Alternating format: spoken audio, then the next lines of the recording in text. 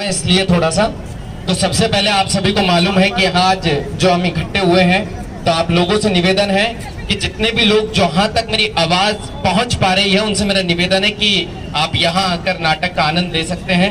अरिहंत नाट्य संस्था की ओर से आपके सामने एक छोटी सी प्रस्तुति हम दिखाने जा रहे हैं। नाटक दिखाने से पहले हमारा उद्देश्य ये है कि आप लोग थोड़ा थोड़ा पास में आ जाए हमारे पास में। हमें मालूम है माइक, अगर थोड़ा थोड़ा आप पास में आ जाओगे तो हमें भी दिखाते हुए अच्छा लगेगा, आपको भी देखते हुए बहुत अच्छा लगेगा।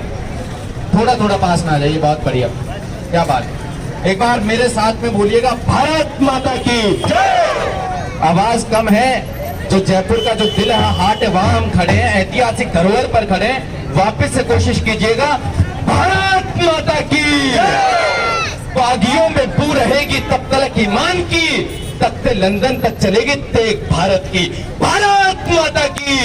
हाँ तो भैया, जय जिनेंद्र, जय जिनेंद्र।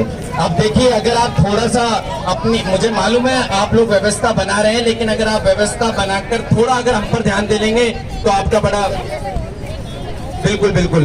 तो आप सभी लोगों से मैं चाहता हूं कि थोड़ी सी अगर चहल पहल कम कर दे, ये आप लोगों से निवेदन है मेरा, हल्का सा, थोड़ा सा।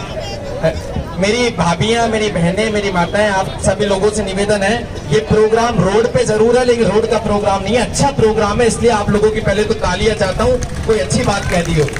सबसे पहले तो यहाँ हमारे बीच में राजेंद्र गोदा जी भी आए हुए हैं, तो उनके सम्मान के लिए मैं दो पंक्तियां कहता हूँ, अच्छी लगे तो तालियों से उछालना।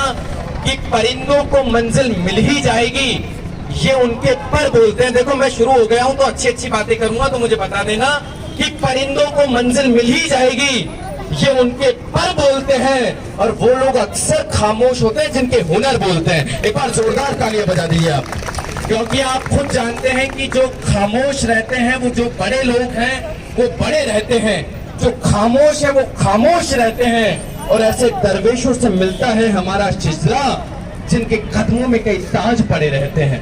तो आप लोग तालियां वगैरह बजाते रहें, और यकीन मानिए आप लोग, एक बार जोरदार तालियां बजा दीजिए आप सबसे पहले तो। अब सर, इन्होंने जो तालियां बजाई है ना सर, इससे ये डन है कि इससे मेरे बाल बच्चे पल जाएंगे, जो अभी तक हुए नहीं है, और ये अगर करवाते रहे तो कभी होने भी नहीं है। तो सबसे अरे क्या बात है, बहुत बढ़िया।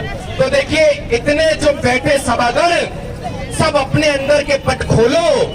इतने जो बैठे सभागण, सब अपने अंदर के पट खोलो और एक बार भारत माता की जय बोलो, भारत माता की जय। राम रहीम गुरु साहिब, ईसा से हम डरते हैं, बुरी नजर ना पड़े देश पर, बस यही कामना करते हैं। प्रणाम है आजादी के वीरों का, यही धर्म हमारा है, झुके सर तिरंगे के आगे, यही कर्म हमारा है। नर नारी को इंसान बनाए, देखो उस निरंकार रब ने, हमने टुकड़े टुकड़े करके मजहब बनाए हम सबने। नारी नारी एक कुएं की छांव, घुट घुट कर वो मर जाती है। नारी की आकांक्षाएं तो बस यूं ही दम तोड़ देती है। नारी बिन संसार अधूरा, विरहा जीवन लगता है। अब इस मंच से थोड़ी देर में मैं भारत हूँ, ये नाटक सजने लगता है, सजने लगता है, सजने लगता है। तालियां अगर मन, देखो मैं अच्छी तो कह ही रहा हूँ, लेकिन देखो कहीं ऐसा ना हो जाए कि आज 26 जनवरी है, आप लोग यहाँ नाटक देख रहे हैं, कि कभी कभी तो ऐसा भी हो जाता है कि ये खबर छापी सुबह के अखबार में और रात भर नाची नर्तकी अंधों के दरबार में, तो ऐसा नहीं हो जाए। इतनी मातृशक्ति बैठी है, अगर आपके लिए भी कुछ नहीं कहा गया होगा तो शायद अन्याय हो जाएगा। क्योंकि सर ये इस बात से तो आपकी सार्थकता देंगे कि पुरुष, अगर महिला अगर शक्ति होती है तो पुरुष सहन शक्ति होता है। इससे कहीं दोहराएंगे, तब कहता हूँ कि होली कुमकुम रोली का त्योहार नहीं होता, रक्षाबंधन के चंदन का प्यार नहीं होता, उनका आंगन हमेशा सोना सोना रहता है, जिनके आंगन में बेटियों का वरदान नहीं होता है। बजा सकते हो अगर चाहो तो। क्या है, जब तक पंडित जी नहीं कहते हैं ना कि फूल छोड़ो, तो दबा के रखा हुआ रहता है, तो मैं कहूँ फूल छोड़ो तो इसका मतलब है तालियां बजाओ। हाँ, तो होली कुमकुम रोली का त्योहार नहीं होता, रक्षाबंधन के चंदन का प्यार नहीं होता, उनका आंगन हमेशा सोना सोना रहता है, जिनके आंगन में बेटियों का वरदान नहीं होता है। इस धरती से मातृशक्ति का मान नहीं जा सकता, नर के मन से नारी का सम्मान नहीं जा सकता। अब सारी तालियां जोड़ना और मुझे बताना, एडवांस पेमेंट मत करना कि ना बेटा घर पर हो तो बेशक चूल्हा ठंडा रह जाए, बेटा घर पर हो तो बेशक चूल्हा ठंडा रह जाए, बेटी घर पर हो तो मेहमान भूखा नहीं जा सकता। वक्त पर बनकर मीरा ने जहर का प्याला पिया है, सुर लता मंगेशकर के डोलते हैं। अरे मूर्ख है वो लोग जो बेटों को बेटियों से तोलते हैं। बाप की पगड़ी माँ का रेशमी परिधान है। सच में बेटियां भगवान का सबसे बड़ा वरदान है, सबसे बड़ा वरदान है। और इसी बात पर यही कहूंगा, तालियों की नहीं कहूंगा, जितनी बजवानी थी उतनी आपने बजा दी, अब आप खुद बजाओगे, क्योंकि जो परपीड़ा मन में धारे वो नयन नीर हो जाएगा। जो नैनों की भाषा समझे, जो नैनों की भाषा समझे कहीं वीर हो जाएगा। जो जीवन के व्याह मोह को तजकर दीर्घ गंगा जल से तन मन को तीर्थ बना लेगा, वो भगवान महावीर हो जाएगा। क्योंकि मैं ये जानता हूं कि मैं चाहे जैन समाज से नहीं हूं, मेरा जन्म जैन समाज में नहीं है, लेकिन मेरा कर्म जैन समाज में है। मेरे कर्म वही है जो आपके हैं। क्यों? क्योंकि आपके 24 के 24 तीर्थंकर क्षत्रिय वंश से आते हैं।